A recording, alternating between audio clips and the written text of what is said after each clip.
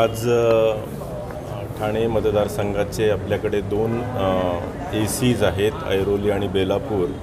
या ठिकाणी जवळजवळ 850-850 पोलिंग बूथ्स आहेत। आपल्याकडे 10 पोलीस स्टेशन्समध्ये याचं डिस्ट्रीब्युशन आहे आणि ह्यामध्ये जे महत्त्वाची बूथ्स आहेत, ज्या ठिकाणी गर्दी होते आहे, एका ठिकाणी 18 बूथ्स आहेत एका पोलिंग स्टेशन लोकेशनला।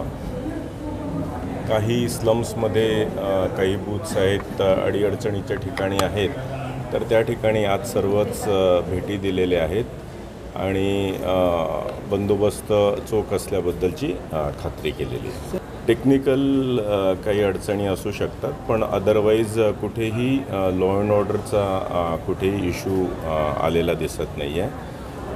ह्या संपूर्ण परिसरामध्ये आपण जवळजवळ 4000 पोलीस अधिकारी आणि कर्मचाऱ्यांचं डिप्लॉयमेंट केलेलं आहे।